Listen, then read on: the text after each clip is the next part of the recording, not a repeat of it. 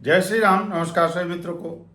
दोस्तों, इस वीडियो में मैं आप सभी को मिथुन राशि के लिए शनि देव के वक्री अवस्था के बारे में जानकारी देने जा रहा हूं। जैसा कि आप सभी जानते हैं कि शनि देव 17 जून 2023 को कुंभ राशि में वक्री होने वाले हैं और 4 नवंबर 2023 तक कुंभ राशि में ही वक्री रहेंगे। यानी लगभग थोड़ा बहुत कम 5 महीने के लिए, यानी एक लंबे समय अंतराल के लिए शनिदेव कुंभ राशि में वक्री रहेंगे। क्या प्रभाव होगा मिथुन राशि के लोगों पर शनिदेव के वक्री अवस्था का? शनिदेव क्या प्रभाव देंगे? क्या आपको पॉजिटिव इम्पैक्ट मिलेगा या नेगेटिव इम्पैक्ट मिलेगा? परेशानियां होंगी या शनि के वक्री होने से फायदा होगा? आपको क्या फायदा होगा, क्या नुकसान होगा, विस्तार से इस वीडियो में जानेंगे। तक और साथ में यह भी जानेंगे कि वक्री ग्रह कैसे फल देते हैं, कैसा फल देते हैं और आपके लिए वक्री ग्रह शनि क्या परिणाम देंगे।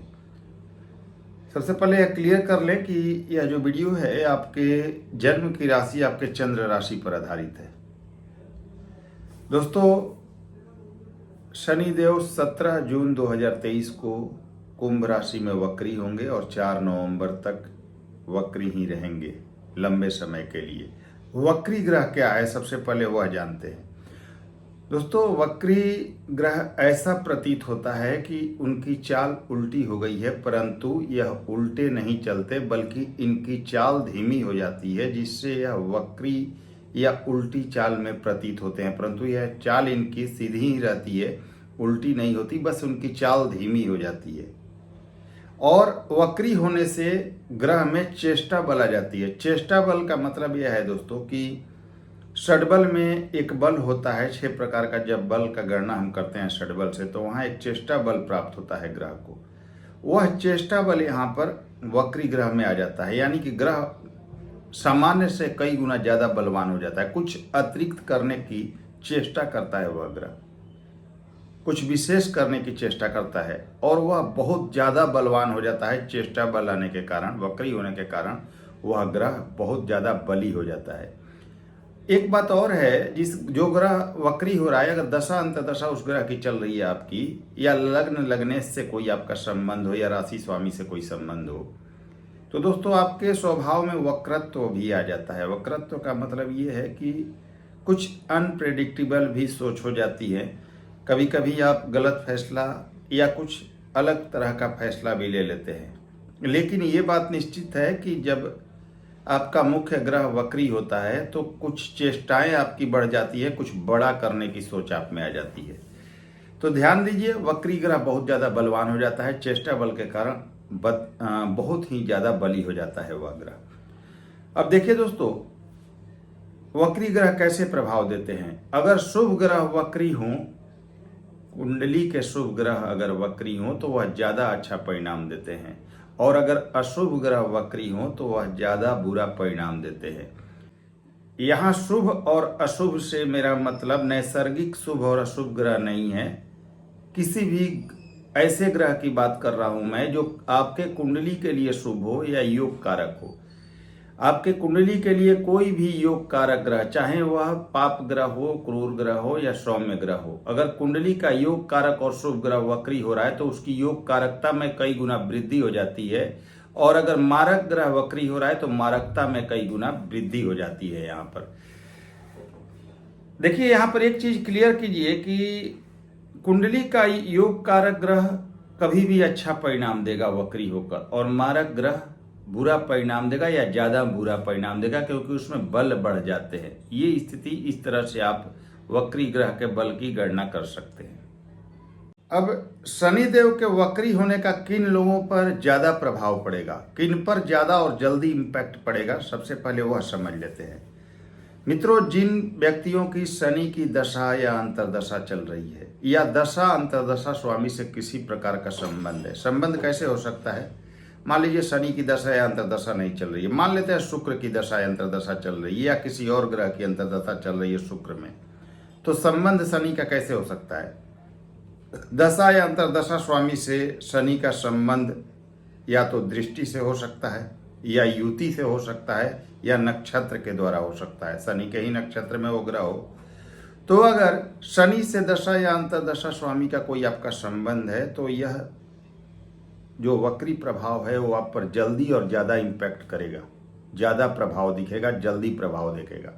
इसके अलावा जिनका जन्म 8 तारीख को, 17 तारीख को या 26 तारीख को हुआ है, उन पर शनि के वक्री होने का बहुत ज़्यादा और जल्दी प्रभाव दिखाई देगा। क्यों? क्योंकि 8 नंबर शनि को प्रतिनिधित्व करता है।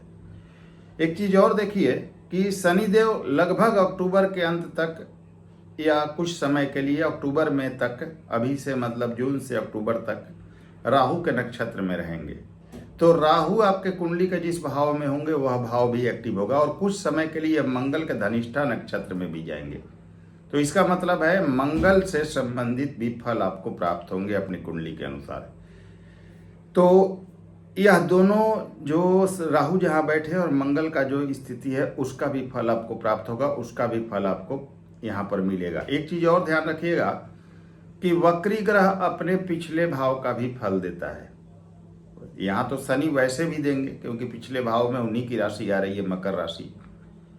लेकिन कोई भी नॉर्मल हम वक्री ग्रह, किसी जनरल वक्री ग्रह की बात करें तो जब वक्री होता है तो अपने पिछले भाव का भी फल देना आरंभ कर देता है। तो ये स्थिति वक्री की होती है। आगे बढ़ते हैं। अब दोस्तों हम प्रेडिक्शन की बात करें कि मिथुन राशि के लिए शनि का वक्री होना क्या प्रभाव देगा, क्योंकि जो वक्री का नियम है वो तो मैं आपको बता चुका और ये जानना आपके लिए बेहद जरूरी भी था, क्योंकि बहुत सारे ऐसे लोग हैं जो शनि के वक्री होने से डर जाते हैं या महादशा अंतर्दशा से डर जाते हैं। लेकिन अभी हम वक्री की बात कर रहे हैं तो शनि वक्री हो रहे हैं ये सुनकर ही डर जाते हैं, लेकिन डरने की बात ही नहीं है। जिसकी कुंडली में शनि योग कारक हैं, जिनकी कुंडली के लिए अच्छे भावों के स्वामी होते हैं, वह बहुत अच्छा फल देंगे, वक्री होकर बहुत ज़्यादा प्रभाव देंगे और शुभ प्रभाव देंगे आपको। ये क्लियर कर लीजिए, जिसके मारक है उन्हीं के मारकता में वृद्धि होगी, क्योंकि वक्री ग्रह में अतिरिक्त बल आ जाता है। अब मिथुन राशि के लिए क्या प्रभाव देंगे वो समझ लेते हैं। तो दोस्तों मिथुन राशि के लिए शनिदेव अष्टम एवं नवम भाव के स्वामी होते हैं, यानी अष्टमेश और नवमेश यानी भाग्येश भी होते हैं। और इनकी मूल त्रिकोण राशि आपके 9th हाउस, आपके भाग्य के भाव में आती है, जो धर्म का और पिता का भी भाग्य भाव है। तो इसका मतलब यह है कि मूल त्रिकोण राशि का कोई ग्रह सबसे ज्यादा फल देता है। अष्टम का भी फल देंगे शनि, लेकिन ज्यादातर अपने मूल त्रिकोण यानी 9th हाउस का फल देंगे। क्यों? अभी खास करके क्यों देंगे? क्योंकि गोचर में शनिदेव आपके 9th हाउस और कुंभ राशि में अपने स्वयं के मूल त्रिकोण अपने प्रिय राशि कुंभ राशि में गोचरस्थ हैं और यहाँ पर मार्च 2025 तक रहेंगे। तो 17 जून 2023 से 4 नवंबर 2023 तक शनिदेव बहुत अच्छा परिणाम आपको प्रदान करेंगे अगर आप मिथुन राशि के हैं। तो क्यों प्रदान करेंगे? क्योंकि उनकी मूल त्रिकोण राशि जो होती है वह त्रिकोण के भाव में आपके आती है, यानी भाग्य भाव में आती है, और वहीं पर शनि मौजूद है। अष्टमेश भी है तो क्या होगा? अष्टम का स्वामी नवम भाव में अपने राशि में है। तो अष्टम किन चीज़ों को दर्शाता है? आपके गुण विद्या को, ज्ञान को, स्पिरिचुअल ग्रोथ को, विदेश को, फॉरेन सेटलमेंट वगैरह को, रिसर्च वगैरह को दर्शाता है, पैतृक संपत्ति को दर्शाता है। तो फॉरेन ट्रैवलिंग और फॉरेन सेटलमेंट का योग यहाँ दिख रहा है। तो अष्टम का भी यहाँ पर शुभ परिणाम दिख रहा है। रिसर्च वगैरह या किसी हायर एजुकेशन के लिए बहुत अच्छा दिख रहा है। फॉरेन जाकर हायर एजुकेशन प्राप्त करने का भी योग दिख रहा है। पैतृक संपत्ति का लाभ या कोर्ट कचहरी का जो चक्कर चल रहा था उससे लाभ, उसमें लाभ का योग दिख रहा है। अब आपके 9th हाउस में अपने राशि में शनि है, क्या होगा? सबसे पहले तो आपको पूरी तरह धर्म से जुड़कर रहना चाहिए, क्योंकि शनि उसी तरह के कारक ग्रह हैं। धर्म और कर्म पर विश्वास रखिए, धर्म से जुड़ कर रहिए, पूजा पाठ कीजिए, अच्छे कर्म कीजिए, किसी भी प्रकार के गलत एडिक्शन से दूर रहिए, लोगों की मदद कीजिए, तीर्थ यात्राएं कीजिए, पिता का सम्मान कीजिए, बहुत अच्छा लाभ होगा। क्योंकि शनि अपने राशि में है तो स्वाभाविक बात है भाग्य आपका प्रबल रूप से साथ देगा। आप एक कदम चलेंगे, भाग्य आपका 3 कदम आगे बढ़कर साथ देगा। हर दिशा में सफलता यहाँ आपको हासिल होगी। अभी यहाँ से फॉरेन वगैरह की स्थिति बनेगी, फॉरेन ट्रैवलिंग वगैरह का योग बनेगा। भाग्य आपका फॉरेन में भी साथ दे सकता है। अब यहाँ से आपके 11th हाउस पर शनि की तीसरी दृष्टि जाएगी तो बहुत अच्छा है। भाग्य का स्वामी आपके लाभ भाव को देखेगा, भाग्य के सहारे बहुत पैसे अर्जित करेंगे, लाभ की स्थिति आपकी सामान्य से कई गुना ज़्यादा बढ़ जाएगी। इस वक्री अवस्था में शनि के बहुत पैसे अर्जित करेंगे आप, इसमें कहीं भी कोई शक नहीं। लाभ की स्थिति, इच्छा पूर्ति की स्थिति, कैरियर में सफलता का योग, गवर्नमेंट जॉब पाने का योग, प्रमोशन का योग, पद प्रतिष्ठा का योग बनेगा, मल्टीपल सोर्स ऑफ इनकम का योग बनेगा, लोगों का सपोर्ट मिलेगा। राजनीति वगैरह में है तो वहां भी सफलता का योग बनेगा। अब यहां से तीसरे भाव पर शनि की दृष्टि जाएगी, ठीक है। तो तीसरे भाव पर आपके शनि की दृष्टि जाएगी तो पराक्रम कीजिए, मेहनत कीजिए, यात्राएं होंगी, विदेश यात्रा और छोटी मोटी सभी यात्राएं होंगी। भाई बहनों से रिश्ते अच्छे रखिए, जितना मेहनत करेंगे आपको इस समय का पूर्ण लाभ प्राप्त होता रहेगा। हर तरह से आप संतुष्ट होंगे अपने जीवन में। इन 5 महीनों में करीब करीब बहुत कुछ सफलता आप हासिल करेंगे। इसके बाद आपके भाग्य भाव में बैठे शनि की दृष्टि छठे भाव पर होगी। कर्ज वगैरह है पुराने, वह खत्म होंगे आपके। पुरानी परेशानियां, कोर्ट कचहरी का चक्कर यहां पर खत्म होगा। जॉब वगैरह का योग बनेगा, ट्रैवलिंग का योग बनेगा, विदेश से लाभ का योग बनेगा।